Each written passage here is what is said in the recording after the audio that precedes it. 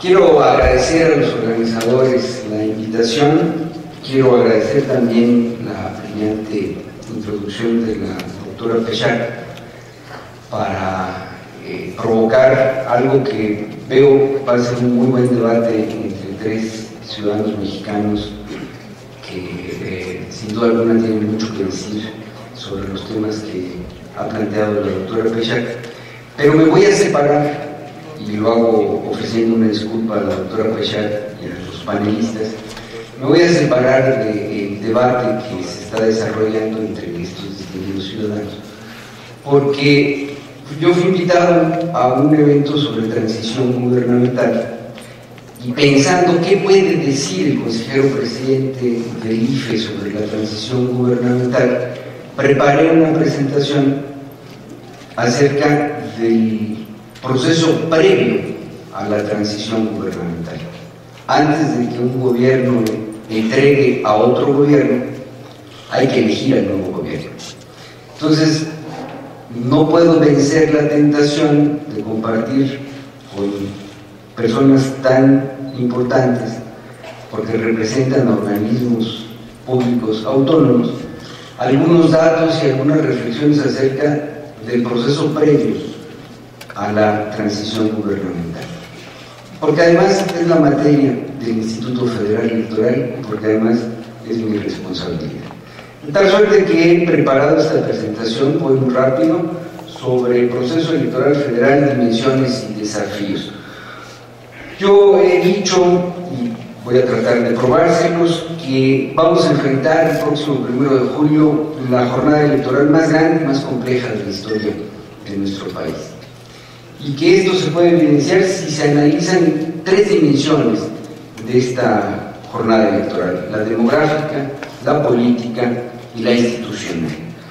Demográfica: por primera vez vamos a un proceso electoral con 80 millones de votantes. Estamos pagando el bono demográfico, la generación más grande de la historia de nuestro país en términos de nacimientos es 1994, y la mitad de esos jóvenes van a poder votar por primera vez en este proceso electoral.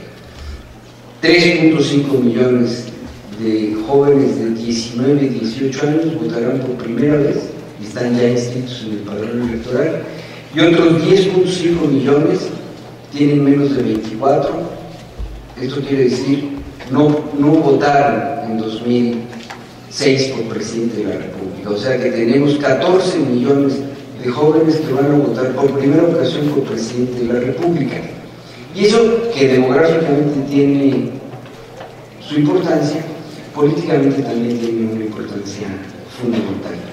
Nacieron un poco antes o un poco después de que se creara el Instituto Federal Electoral, o sea que su socialización política se ha dado en el México de la existencia de un órgano autónomo que organiza las elecciones, con resultados altamente creíbles de los procesos electorales, con alternancia en el poder, no solamente a nivel federal, sino también en los estados de la República, con un sistema de partidos competitivo. En fin, es posible esperar un comportamiento distinto al de los ciudadanos de mayor edad en este grupo de 14 millones de ciudadanos. Para atender ese padrón electoral se van a instalar más de 145,000 casillas, van a ser atendidas por más de 1 millón de ciudadanos debidamente capacitados para ser funcionarios electorales. Voy muy rápido. La dimensión política, porque así lo decidió el legislador en la primera década de este siglo. Se han ido haciendo modificaciones a las constituciones y a las leyes electorales de los estados con el objeto de que coincidan las elecciones locales con la elección federal. En 2006 coincidieron 10 elecciones locales con la elección federal. Hoy coinciden 16 elecciones locales con la elección federal. Esto quiere decir que el 57% de los ciudadanos inscritos en el padrón electoral, además de poder votar en la elección federal, van a poder votar en alguna elección local. Se eligen 6 gobernadores, se elige el jefe de gobierno del Distrito Federal, o sea, es una jornada electoral con gran densidad política en términos del número de cargos que están en la competencia, más de 2.100 cargos de elección popular en la competencia. Para el Instituto Federal Electoral, esta es la dimensión institucional que quiero resaltar, este proceso electoral es la primera elección presidencial en la que se aplican a plenitud los mandatos de la reforma política de 2007-2008, reforma que en buena medida se instrumentó para resolver los conflictos producidos por el resultado de la elección presidencial de 2006. Esa reforma dotó al Instituto Federal Electoral de 53 nuevas atribuciones, entre las que está la administración del tiempo del Estado mexicano en la radio y la televisión, que constituye un nuevo modelo de comunicación política que tiene características que, si me permiten, más adelante voy a exponer. Vamos también con un nuevo modelo de fiscalización de los recursos de los partidos políticos como producto de la reforma. Vamos con un nuevo procedimiento de cómputo en los distritos. Si la diferencia entre el primero y el segundo lugar es de menos de un punto porcentual y el segundo lugar lo solicita, hay que abrir cada uno de los paquetes electorales y hay que recontar cada uno de los votos para dar certeza al resultado de la elección. El Instituto Federal Electoral tiene nuevas facultades para ser árbitro durante los procesos electorales. Tenemos un procedimiento especial sancionador que en el término de 5 días nos obliga a tomar decisiones respecto de las quejas que presenten los partidos políticos. En este proceso electoral se han presentado 585 quejas, hemos resuelto 404. En 2005-2006 se presentaron 800 quejas, se resolvieron 72 antes de que terminara el proceso electoral. Estas dimensiones tienen un telón de fondo sobre el cual no me detengo, pero están ahí los datos y creo que son interesantes. Ha disminuido la diferencia entre el primero y el segundo lugar en todas nuestras elecciones, y esto es un indicador innegable de la competitividad en las elecciones. La elección más competida la vivimos en 2006, en donde quien ganó la presidencia de la República obtuvo solamente el 0.56% de votación sobre su más cercano competidor. Llamo la atención sobre la diferencia entre el primero y el segundo lugar en las elecciones de diputados. Si ustedes observan, en 2006 es el 8.74%. Es una elección mucho menos competida que la elección presidencial. Y esto me lleva a pensar y a postular, para tratar de moderar la hipótesis catastrofista planteada por mi buen amigo Jorge Alcocer al final de su intervención, la idea de que el votante mexicano es un votante bastante más sofisticado que en el pasado. Ya no vota por la misma opción política en todas las boletas. Está empezando a ser un votante que puede votar por el candidato de un partido en una boleta, pero puede votar por los candidatos de otros partidos en el resto de las boletas electorales, y más cuando hay elecciones coincidentes. De tal suerte que preparémonos para ver comportamientos diferenciados de votación y posiblemente esto lleve a que no volvamos a la hipótesis del gobierno unificado, sino que mantengamos una representación bastante plural en los órganos legislativos, independientemente de que quien gane la presidencia de la República lo hará por mayoría relativa, porque eso dice nuestra Constitución y nuestra ley electoral. ¿Cómo se ha preparado el Instituto Federal Electoral para enfrentar los retos que implica una elección de esta naturaleza con esas dimensiones? Primero, hemos hecho un gran trabajo de actualización normativa, hemos renovado todos nuestros reglamentos. Ninguna decisión en el Consejo General del IFE se toma de manera arbitraria, todas se toman en el marco de algún reglamento, algún lineamiento que fue aprobado con anticipación y que puede ser impugnado ante el Tribunal Electoral del Poder Judicial de la Federación, de tal suerte que esta adecuación normativa nos puede decir, nos dice que tenemos los instrumentos para tomar las decisiones importantes de la organización del proceso electoral. Esto ha implicado muchas sesiones del Consejo General del Instituto, también el desahogo de las quejas ha implicado muchas sesiones. Solamente en lo que va del proceso electoral hemos estado sentados en la mesa del Consejo 200 horas. En el año 2009 estuvimos sentados ahí más de 300 horas durante el proceso electoral. Hemos también impulsado la profesionalización de la autoridad electoral. Tenemos quizá el servicio profesional electoral más importante de la administración pública mexicana. Está aquí presente el doctor Mauricio Merino, un gran impulsor de la modernización del servicio profesional electoral. Hemos seguido avanzando. Hoy se accede a los cargos de responsabilidad en la institución, en el servicio profesional electoral, solamente por concursos de oposición, y afortunadamente nuestros concursos de oposición son altamente competidos. Solamente para llenar 329 plazas para prepararnos para el proceso electoral tuvimos más de 16.900 aspirantes que compitieron para obtener una plaza en el servicio profesional electoral del IFE. Tercer pilar para el Instituto Federal Electoral, la ciudadanización de sus órganos, la ciudadanización de sus procesos de toma de decisión. Para nuestros 32 consejos, que están constituidos por 192 consejeros ciudadanos, hicimos también convocatorias públicas, tuvimos más de 4.500 aspirantes. Solamente 9 de ellos fueron recurridos por instrumentos ante los órganos jurisdiccionales, y además hicimos un gran esfuerzo para lograr la equidad de género en la constitución de los consejos del Instituto Federal Electoral. También para elegir los consejeros distritales, son 1.800 propietarios, tuvimos más de 21.000 candidatos, una gran cantidad de ciudadanos dispuestos a incorporarse a la autoridad electoral.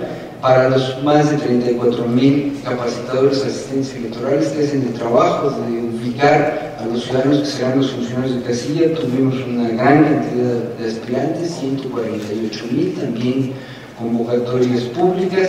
Y el eslabón último de la ciudadanización son los funcionarios de casilla. Hicimos ya la insaculación de más de 8 millones de ciudadanos, y les voy a mostrar los datos de cómo vamos en términos de su capacitación. Retos del proceso electoral. Yo he elegido 6 retos de este proceso electoral que son fundamentales para el Instituto Federal Electoral y para su consolidación como órgano autónomo del Estado mexicano. Primero, la actualización de la credencial para votar. No los aburro con todos los datos que están ahí, ustedes ya saben que hicimos toda una campaña, si es 03 renueva. Lo que les quiero decir es que el 88% de los plásticos que se van a utilizar en esta elección han sido expedidos después de 2006, y cada plástico que se expide implica una actualización de la base de datos. Esto quiere decir entonces que vamos con un padrón electoral muy nuevo en términos de su actualización, casi 80 millones de ciudadanos. Segundo reto, mantener el modelo de comunicación política.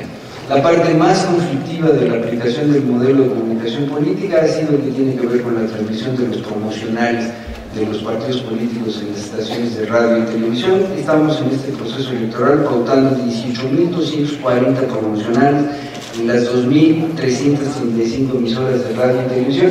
Ayer con un industrial de la radio discutíamos acerca de cuántos impactos son al día.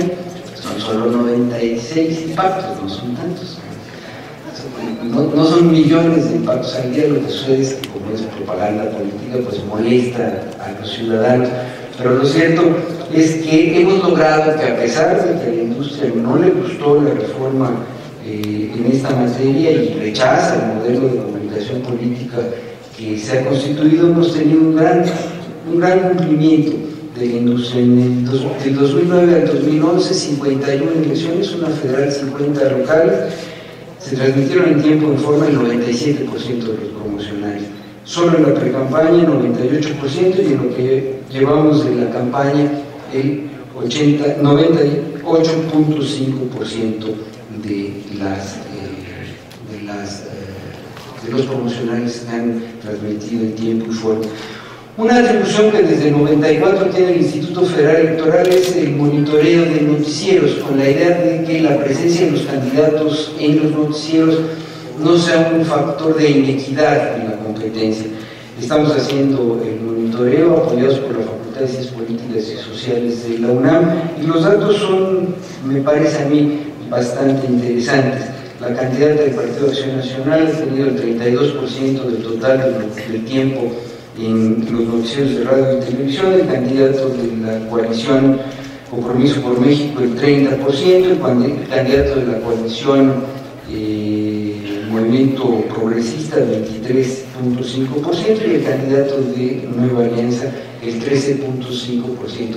Lo importante de esto es que además de los datos agregados en la página del IFE, se exhibe el tiempo que cada noticiero le ha dado a cada uno de los candidatos, y esto le da no solo información a los ciudadanos, sino la libertad de decidir si quiere seguir escuchando el noticiero de mi tocayo Leonardo Curcio o quiere cambiarle a otro noticiero en virtud del comportamiento del tiempo que Leonardo Curcio le da en su noticiero a cada uno de los candidatos. Tercer reto, quizá el más complejo, la capacitación de los ciudadanos, la instalación de las casillas y el desarrollo de la jornada electoral.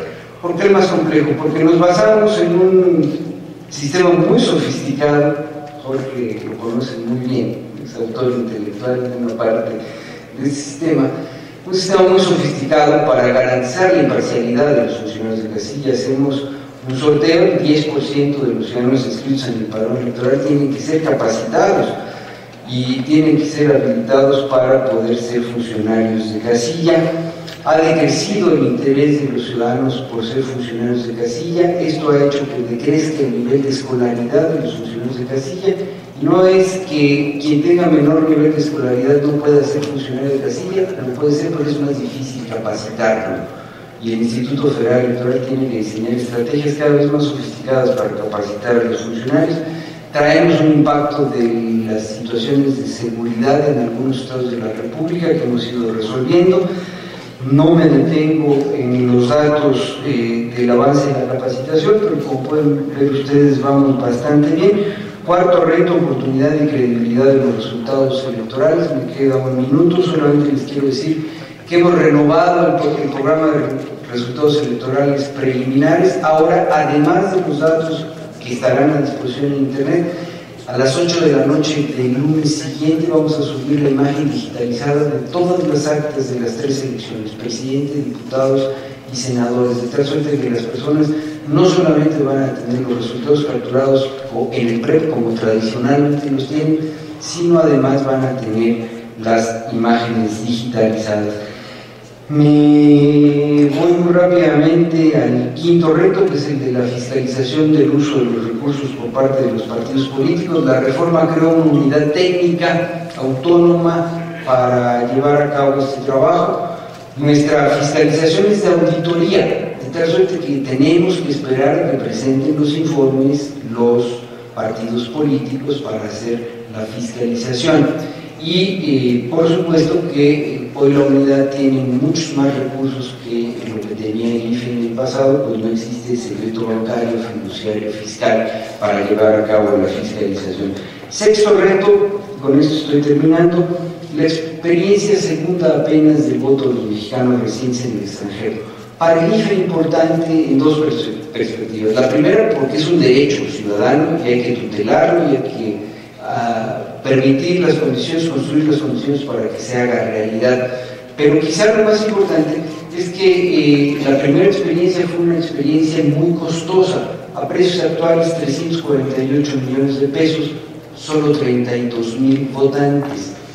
Hemos hecho un esfuerzo de planeación en la institución, hemos hecho un esfuerzo de coordinación en la institución, hemos bajado el costo a 196 millones de pesos y traemos un incremento de 44% en la lista nominal de votantes.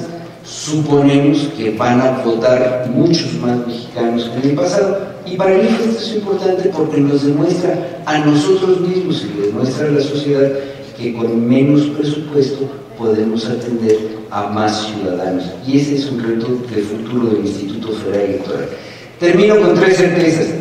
La ley y los plazos se van a cumplir, se están cumpliendo, incluso en aquellos largos 14 meses en los que no estaba debidamente integrado el Consejo General del IFE, no dejamos de cumplir con ningún plazo, de tal suerte que pueden ustedes tener la certeza, y esta es la segunda, que el domingo 1 de julio a las 8 de la mañana se iniciará la instalación de todas las casillas en todo el territorio nacional. El compromiso del Servicio Profesional Electoral del IFE es que los ciudadanos puedan votar, y para que puedan votar hay que instalar las casillas y las vamos a instalar. Y tercera certeza, la noche de la jornada electoral el consejero presidente del IFE va a dar resultados, así sea por una estrecha diferencia entre el primero y el segundo lugar, porque ya tenemos la experiencia de que cuando no se dan a conocer esos resultados se producen condiciones de inestabilidad política que no queremos se vuelvan a repetir en este país. Muchísimas gracias por su atención.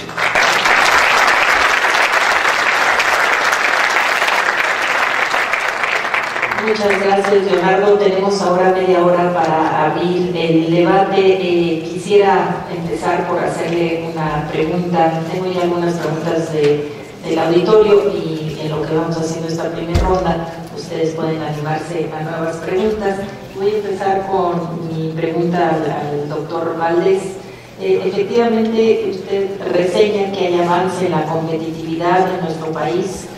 Se puede también reseñar que el ciudadano ahora en su voto es más sofisticado, más complejo, porque quizá tiene la convicción de que hay una oferta plural. Pero ¿qué pasa con la participación electoral? Podemos pensar que hay aquello de lo que hablaba Rafael Segovia, pues ya hace mucho, en el 85, del hastío electoral, porque sí hay una preocupación, y creo que con esto yo pasaría a hacerles otras preguntas, si me lo permiten, que tiene que ver con, efectivamente, la creación de organismos públicos autónomos fue una fórmula para atacar la desconfianza que existía en los gobiernos, en las instituciones gubernamentales, si me lo permiten. Y lo que vemos ahora, después de lo que han ustedes argumentado y expuesto, es que efectivamente hoy nos enfrentamos al reto de que esa desconfianza pues ya se trasladó a los organismos autónomos. Tiene que ver a lo mejor con, como decía Jorge Alcocer, con la falta de homologación en la regulación, con lo que ya hemos sentido tanto Jorge como el doctor de la Fuente, como el propio Leonardo Curcio, en la fórmula para el nombramiento y en esta fórmula que se ha partidizado. Y entonces aquí aparece como este otro fenómeno o este gran problema que atajar, que es efectivamente el de la partidización de las decisiones y, pues, si quieren, el que los organismos autónomos sean rehenes efectivamente de, pues, por un lado de los partidos, por otro lado de los poderes fácticos y por otro lado de sus propios regulados. Y quisiera, pues, si quieren, volver a llamar la atención sobre esto que ponía en la mesa Jorge Alcocer. ¿Qué pasaría con los órganos autónomos si de veras hay un partido que domine en el gobierno y en el Congreso? Sobre todo en el entendido de que yo subrayo, y estoy totalmente de acuerdo con lo que decía el doctor de la Fuente, que un Estado democrático fuerte es un Estado con organismos autónomos y con posibilidad de continuidad, y no que cada vez que hay un relevo en los órganos autónomos, pues hay un temor, una amenaza de pérdida de autonomía. Y esto ligado a algo que también señalaba Jorge Alcocer, que era de qué manera, pues quizá más enfáticamente en el plano local, pues una de las formas de amenazar es con el presupuesto reducido, con las decisiones pues muy discrecionales. Y finalmente, algo que me parece que señaló Leonardo Curcio con mucha claridad es: tenemos hoy pues una serie de libertades garantizadas o de ejercicios democráticos, pero parece ser que tenemos un Estado que es incapaz de hacerse cargo de una serie de tareas que son pues esenciales de cualquier Estado, ¿no? Como darle seguridad jurídica a los ciudadanos. Entonces, pues, si quieren, dejamos esas primeras preguntas y si me permiten, leo esta primera ronda de preguntas del público. La primera es para todo el panel: ¿cómo ciudadanizar la supervisión de las finanzas de los sindicatos? Una al doctor de la Fuente. De acuerdo a su postura política, ¿qué margen de credibilidad le da al IFE como garante de la transparencia en las elecciones? Licenciado Jorge Alcocer, ¿qué opinión le merece la desaparición del Instituto Electoral Estatal para que el IFE sea quien organice la elección local? Leonardo Valdés, ¿qué opina que en los portales de internet de gobiernos estatales, municipales y en comisiones se hayan inhabilitado las obligaciones de transparencia, o sea, que se haya bajado información de las páginas de las dependencias gubernamentales? ¿Qué piensa Leonardo Valdés de los valores que representan la transparencia y la rendición de cuentas, y cómo justifica que en el IFE se ha visto involucrado en escándalos de poca transparencia que reduce la credibilidad del instituto? Y finalmente, ¿por qué tanto gasto en las elecciones si en otros países cuesta el voto ciudadano mucho menos dinero? Muchas gracias. Si quieren, hacemos la ronda en el mismo sentido. Por favor, Jorge. Gracias. Voy a intentar ser muy puntual y no abusar del tiempo. Empezaría con una decisión a mi querido amigo presidente del IFE. Yo expuse un escenario de riesgo. Yo le llamé de riesgo. Juan Ramón le dijo que para él le parecía preocupante, pero al señor presidente del IFE le parece catastrófico. Me voy a tener que sumar a él. Pero así estamos, ese escenario existe y es parte de nuestro juego democrático. O sea, eso le toca resolverlo a los ciudadanos. Si deciden darle mayoría absoluta a un partido político, y además con nuestro mecanismo de premio a la mayoría, recuerden, lo comentábamos, con el 42.3% de la votación nacional emitida y 167 distritos de mayoría, un partido que tenga estas dos condiciones obtiene 251 diputados, la mitad más uno. ¿Ese escenario está planteado hoy? Sí, sí está planteado. Vean ustedes las encuestas, pero además el PRI ganó en el 87, en el 2009 ganó 187 distritos, 20 más de los que necesita para, con la combinación, irse a 251. Estamos ante un escenario de reintegración de ejecutivo con mayoría en ambas cámaras, sí. ¿Eso es un riesgo? Sí. ¿Puede terminar siendo catastrófico para los, entre otros, para los organismos de los que hoy estamos hablando? Sí. Pero no es fatal.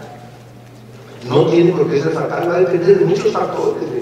Para empezar, nadie puede modificar la Constitución por sí mismo, porque hay una cláusula pétrea en nuestra Constitución. Nadie puede tener más de 300 diputados por ambos principios. Y para reformar la Constitución se requieren 2/3 partes. 333, claro. Si ya tengo 300 en el extremo, pues faltan 33, digamos que el grado de dificultad es menor. El escenario está ahí planteado y creo que en relación a los organismos autónomos, lo que habrá en cualquier circunstancia que insistir es en la necesidad de su consolidación, del respeto a su independencia y a su autonomía. Yo veo con preocupación, lo digo a propósito de lo que señalaba la maestra Pechar. Por ejemplo, tratándose de los órganos de acceso a la información en los estados, ya se produjeron varios intentos por quitarles especialización, por mezclarlos con otros ámbitos, ¿no? Entonces que también atiendan lo administrativo. Oigan, ¿por qué no atienden también las quejas sobre bomberos o sobre... ¿Por qué? Necesitamos que los órganos autónomos sean especializados, ¿sí? Lo mismo está ocurriendo, por ejemplo, con los tribunales electorales en los estados. Por ahorro presupuestal les están encargando también tareas que competen a los tribunales de justicia fiscal y administrativa, y los están mezclando, quitándoles especialización. En materia de lo electoral, a mí no me cabe duda, eso de estarle metiendo a los tribunales electorales locales tareas de justicia fiscal y administrativa es contrario al 116 de la Constitución. Punto. No se puede. Pero tratándose de los institutos de acceso a información, como no lo tenemos bien definido en la Constitución, se va a seguir intentando, Y además, el otro elemento para, pues voy a usar el término coloquial, para apergollarlos, es por la vía presupuestal. Pues entonces te bajo el presupuesto, o no te autorizo que hagas nada, te doy los sueldos, y además te bajo los sueldos porque vamos a entrar en austeridad y se lastima a estos órganos. Termino, yo creo que la fiscalización de las finanzas de los sindicatos es tarea que corresponde, y de hecho corresponde en primer lugar a los trabajadores, además a los sindicatos. Hay que exigir que los sindicatos, a los primeros que les presenten cuentas de qué hacen con las cuotas sindicales, pues es a sus trabajadores, ¿no? Son los que aportan. A mí me encantaría saber qué hace el CENTE con el dineral que recibe de cuotas, pero la verdad, ese derecho le corresponde primero a todos y cada uno de los maestros de México que están aportando a las finanzas de ese sindicato. Y me parece que entonces, por ahí hay que empezar. Desaparecer los institutos estatales electorales, no, lo digo claramente, no estoy a favor. No. Yo estoy explorando una solución del tipo Ley General de Elecciones, que nos permita poner un piso jurídico común para los institutos locales que compartan con el IFE este piso común. Pero no creo que la solución sea llevar al IFE todo el proceso electoral local. Creo que no nos serviría. Sobre el gasto en elecciones, sí es un gasto alto comparado con el presupuesto nacional. El doctor Valdés tiene los mejores datos. Tampoco estamos, no creo que lleguemos al 0.3%, 0.4% del presupuesto nacional. Suena muy aparatoso. El IFE cuesta este año 10,000 millones de pesos, ¿sí? Pero el IFE tiene una tarea que no tiene ningún otro instituto electoral en el mundo. El IFE expide lo que es el documento de identidad que usamos 70 y tantos millones de mexicanos, 80. Pues eso le cuesta al IFE cada año más o menos el 40-45% de su presupuesto. Si el IFE no tuviera que hacer la tarea de identificación, pues entonces el presupuesto del IFE bajaría. No tengo duda que hay que hacer todo para ahorrar, para bajar, para racionalizar y también para rendir cuentas y para transparentar, pero sinceramente no creo que nuestro problema en materia de órganos autónomos esté, empezando por el IFE, en su presupuesto. No creo que esté ahí.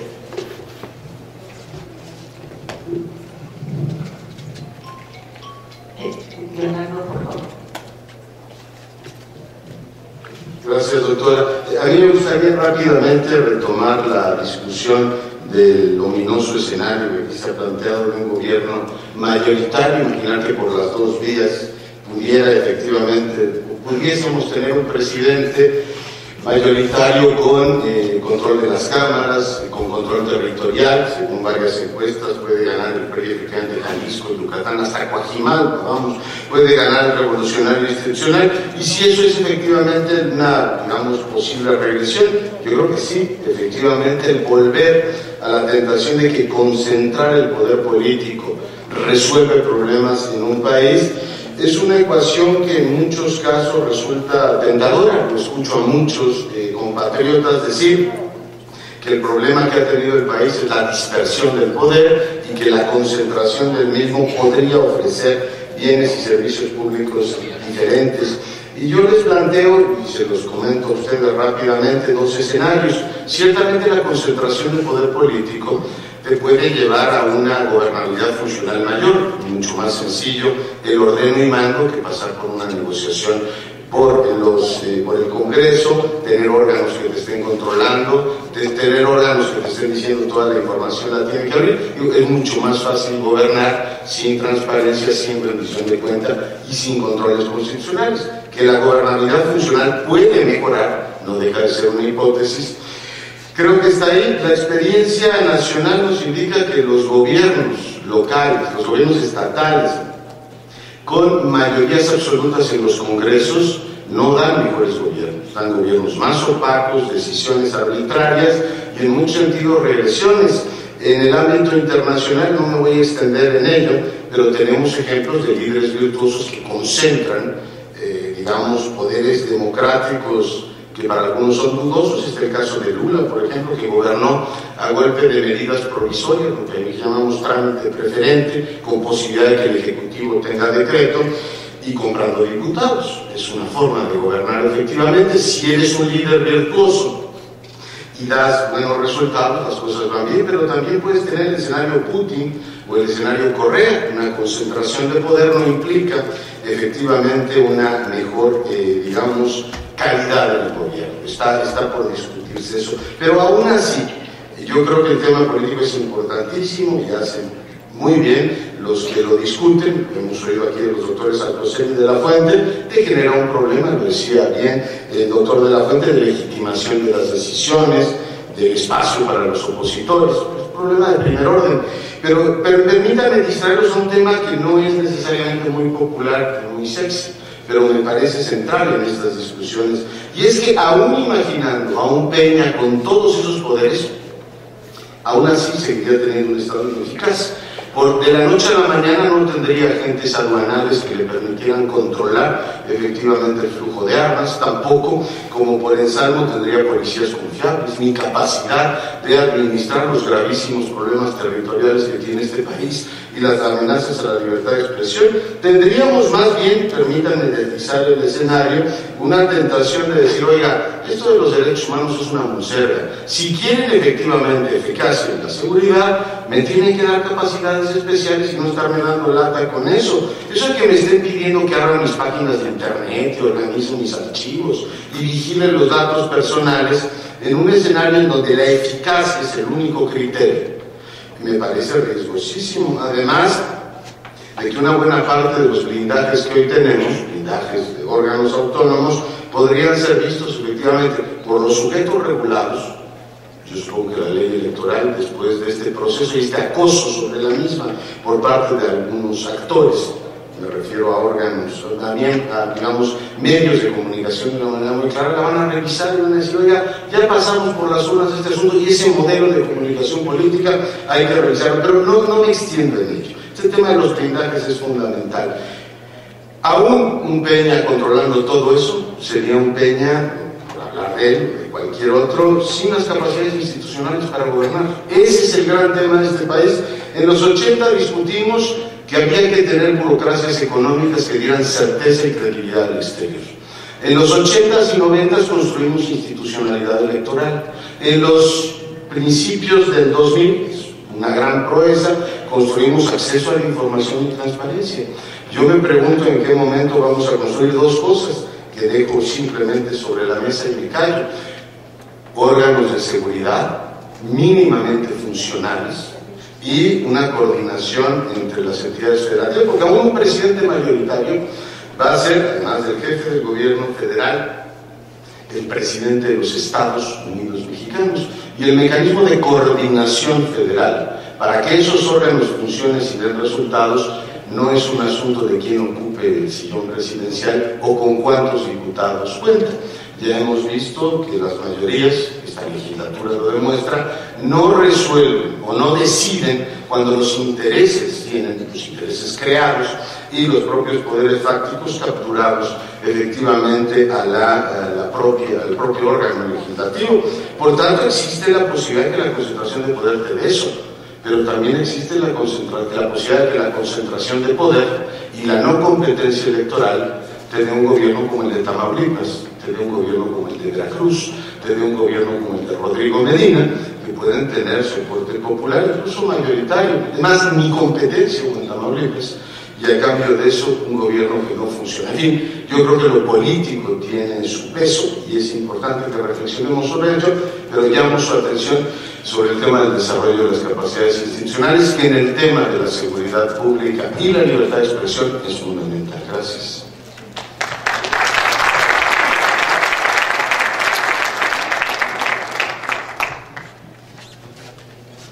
Yo creo que el razonamiento que acabamos de escuchar del doctor Curso es impecable. Me parece realmente impecable.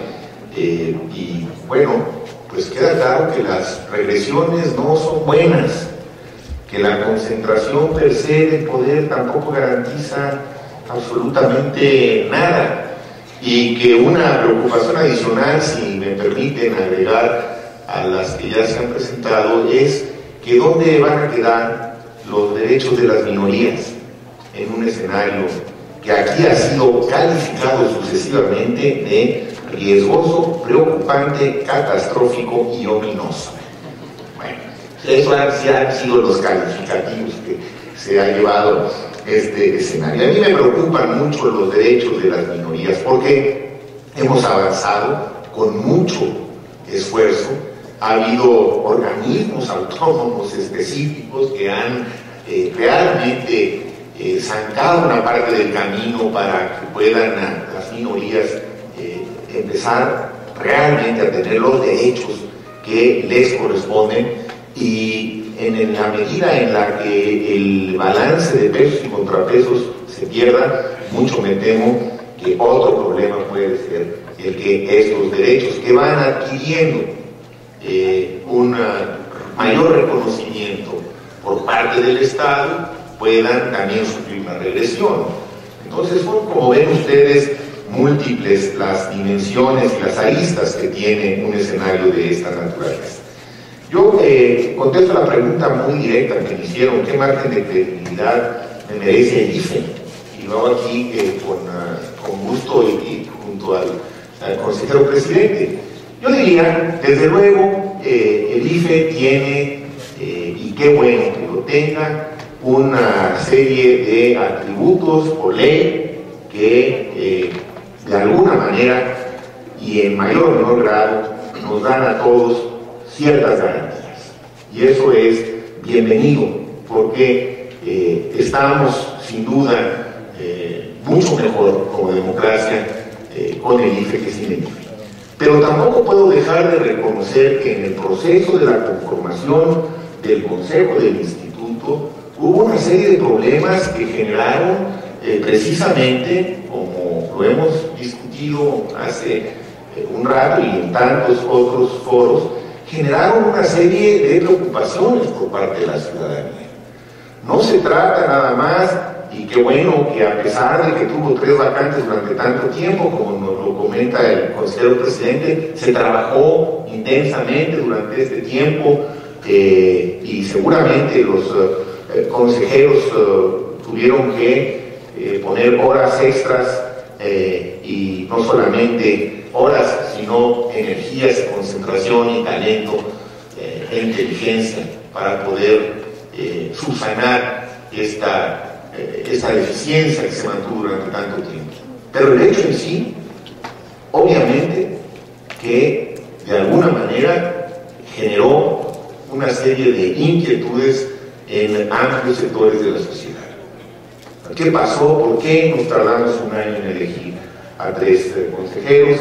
Esto no puede ser. Es decir, el tratar de negar que esto ocurrió me parece que tampoco nos ayuda a resolverlo. Finalmente se llegó a una, yo considero, una decisión muy buena, y qué bueno que se incorporaron los 3 consejeros, que cada uno de ellos en lo personal, como decíamos antes, me merece mi mayor consideración y respeto, como me lo merecen todos los demás integrantes del Consejo. No es un asunto, pues, de carácter personal, es un asunto que tiene que ver más con este proceso lleno de tropezones, de dilaciones en el tiempo, que bueno, pues por supuesto que genera toda una gama de reacciones en amplios sectores de la sociedad.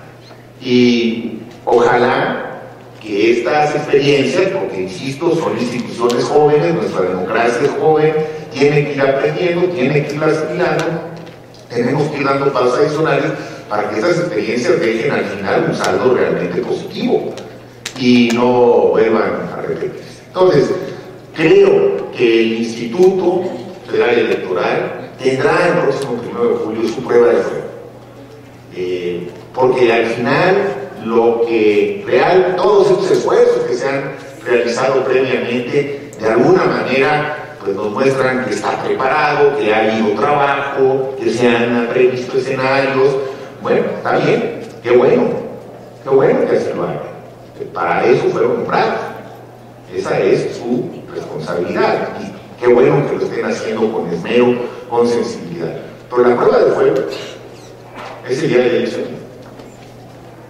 Y bueno, pues creo que después de esta próxima elección, con todas las complicaciones que ya podemos anticipar que tendrá, y con todas las previsiones que se han tomado para tratar de sortearlas con transparencia, credibilidad, oportunidad, en tiempo y forma, como dirían los abogados, ¿no? Bueno, pues vamos a ver si logramos pasar esa gran prueba de fuego, toda la sociedad y, de una manera pues muy señalada, el organismo que ha sido creado ex profeso para vigilar y conducir ese proceso de parte del Estado mexicano. Así que ojalá, porque a todos nos va a acabar beneficiando que el proceso salga en los mejores términos posibles. Yo creo que todos tenemos la obligación de decir cómo lo vemos, de alertar si es que identificamos algunos focos que pudieran en un momento dado cambiar de color, y desde luego asumir la responsabilidad que nos toque a cada uno para que el proceso salga bien. Y entonces, el 2 de julio, pues tendré más elementos para contestar la pregunta que me han hecho. Muchas gracias.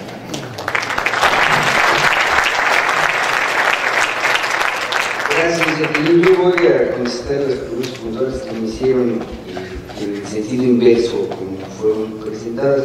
Miren ustedes, el tema del costo de la democracia es un tema importante. En el IFE hemos estado trabajando sobre ese asunto.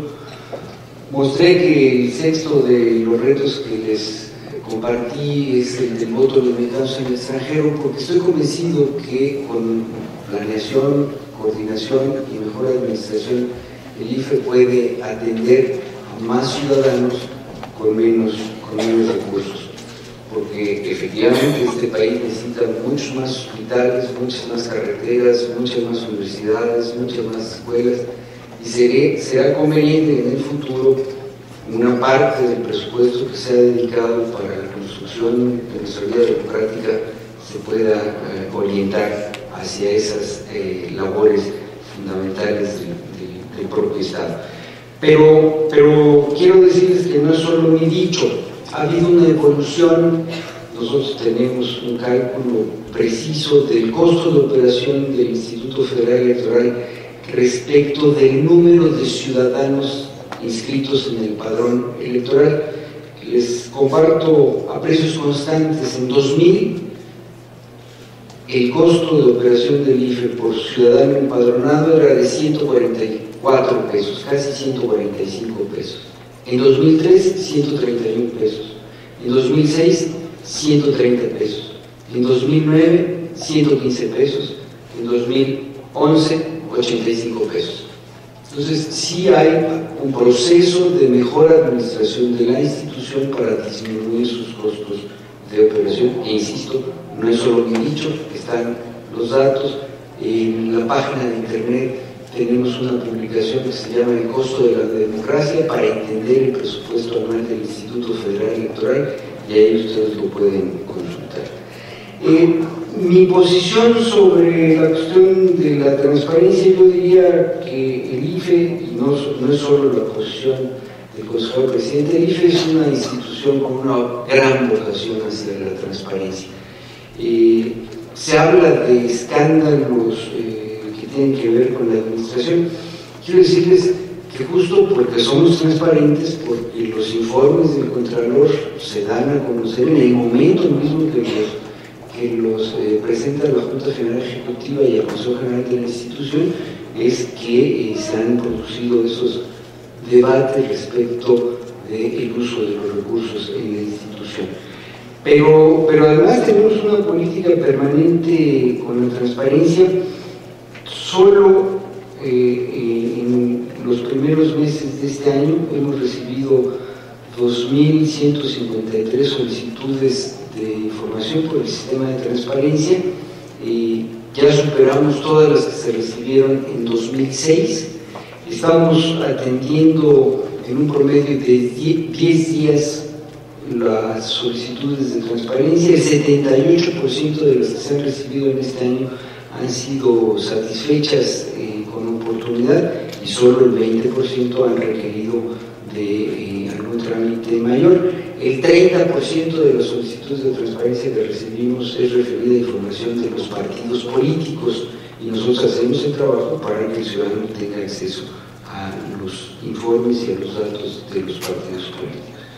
Sobre el tema de que se haya retirado información de transparencia en los portales de dependencias gubernamentales, debo decirles que mi muy querida amiga, la presidenta del IFAI, me mandó un oficio sobre este particular. Respondimos el oficio con toda puntualidad y entiendo que el IFAI hizo también algunas gestiones, porque desde nuestro punto de vista es absolutamente una mala interpretación de la ley que los órganos de la administración pública retienen información relevante para la transparencia de sus portales de información.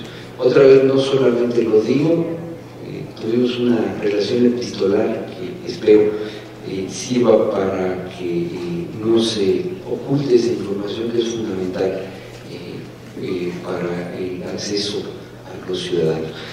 Y finalmente, la pregunta que me hace Jacqueline, que la verdad es una muy buena pregunta, porque este es un tema central de nuestra construcción democrática. Efectivamente, traíamos una tendencia decreciente en la participación. Una tendencia creciente, además matizada con un comportamiento que es perfectamente explicable, cíclico de la participación. Elección presidencial, más participación; elección intermedia, menos participación. Pero en ese ciclo lo que traíamos era una tendencia decreciente en términos porcentuales de la participación. Los especialistas, los encuestadores, los sociólogos, para 2009 pronosticaban una participación de entre 30 y 35%. Esto a partir del dato duro de que en 2003, la elección intermedia anterior, la participación había sido del 42%. Yo creo que en buena medida por los cambios en el modelo de comunicación política, también porque hemos estado depurando el padrón electoral. En el año 2009 la participación no fue del 30 o del 35, fue del 45%. O sea, tuvimos 3 puntos porcentuales arriba de la participación de la elección intermedia anterior, que fue la de 2003. Esto quiere decir que al parecer empieza a remontarse la tendencia decreciente en la participación en nuestras elecciones. Y tengo la convicción de que esto va a suceder también en la elección presidencial de este año. Vamos a tener una mayor participación de los ciudadanos, y solamente pongo 3 argumentos para fundamentar lo que digo.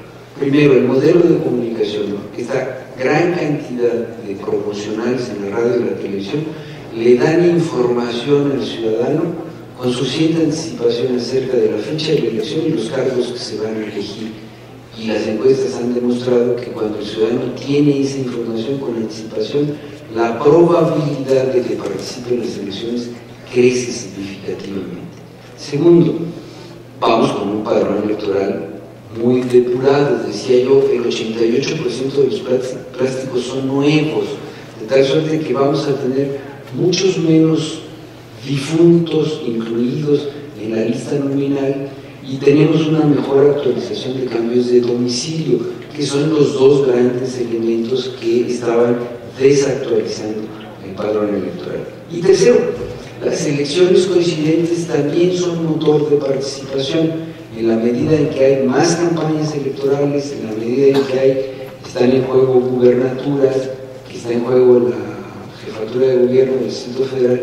Esto se convierte también en motores de la participación, de tal suerte que por esos 3 factores, por el nuevo modelo de comunicación política, por un padrón electoral más depurado y por la coincidencia con las elecciones locales, me permito sugerir que tendremos una alta participación en esta elección del próximo 1 de julio. Muchísimas gracias por las preguntas. Muchas gracias, Leonardo Valdés. Todavía tengo algunas preguntas, pero desgraciadamente el tiempo ha concluido. Simplemente quisiera hacer una muy breve reflexión final. Lo que hemos podido oír de nuestros expositores es un diagnóstico muy preciso sobre en qué estado se encuentran los organismos públicos autónomos, de qué manera hay una serie de amenazas sobre los organismos autónomos, no solamente por la forma del nombramiento, de la forma de designar o de elegir a los integrantes de dichos organismos, sino también por lo incómodo que resultan para las autoridades gubernamentales y de qué manera esta incomodidad, esta no estar acorde con los trabajos que desarrollan los organismos autónomos, hace que con frecuencia sufran justamente de bajo presupuesto o incluso de otro tipo de presiones. Pero además del diagnóstico, creo que está también algunas posibles soluciones a los problemas, es decir, el problema del nombramiento de los miembros, de los integrantes. Bueno, pues Jorge Alcocer nos ha dicho, hay que trabajar hacia una homologación en la regulación, aunque el doctor de la Fuente dice, bueno, pues es difícil pensar en una regulación unívoca, aunque él nos habla de pues, el ejemplo de la UNAM como un buen ejemplo, aunque yo diría que en ese ejemplo todavía le falta mucha transparencia. Sin embargo, creo que efectivamente tenemos que voltear la mirada hacia algo que nos decía el doctor de la Fuente, pues que desde los propios organismos autónomos pudieran surgir algún tipo de iniciativa, de sugerencia para la construcción de estos nombramientos. Otra de las resoluciones que plantean Jorge Alcocer dice, bueno, pues no vayamos hacia un IFE o un instituto nacional que organice todas las elecciones, vayamos a una ley nacional, y creo que esto sería también posible para el caso de transparencia. Entonces, si nosotros volteamos los ojos y vemos qué está haciendo España hoy de cara a una posible ley de transparencia, es una ley de transparencia de carácter nacional, con todo el que España tiene autonomías muy fuertes. Entonces, es algo que se puede hacer, es algo que está aquí en nuestra mesa. Y pues para concluir, creo que tenemos que irnos con la tarea que nos plantea aquí Leonardo Curcio. Aun cuando hubiera un gobierno unipartidista y un gobierno, digamos, que fuera exacto, unitario, en la medida en que tuviera control sobre la mayoría en las cámaras, aún así no se resolvería uno de los problemas que venimos arrastrando, que es efectivamente el de la falta de desarrollo de nuestras capacidades institucionales en algunas materias particularmente. Esta es una tarea que desde luego que los gobiernos, las legislaturas y pues desde luego la sociedad tenemos que ir trabajando hacia adelante. De verdad, muchas gracias Jorge Alcocer. Encantada de tenerte, Leonardo Curcio. Muchas gracias, doctor Juan Ramón de la Fuente, y gracias, señor consejero presidente Leonardo Valdés, por estar aquí, y gracias a ustedes de veras por acompañarnos. Muy buenas tardes.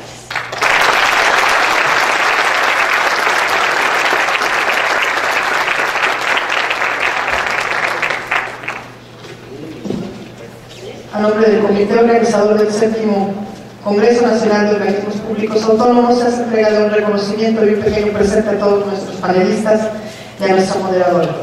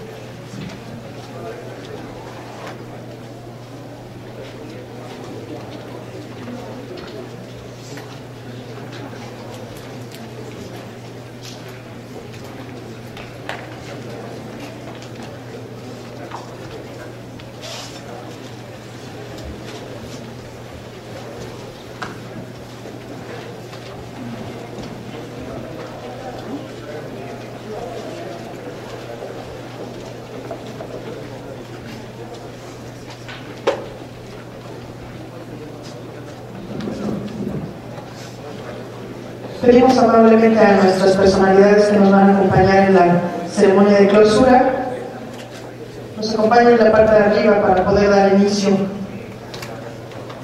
a las conclusiones y clausura del Congreso, así como a la lectura de los acuerdos de pueblo.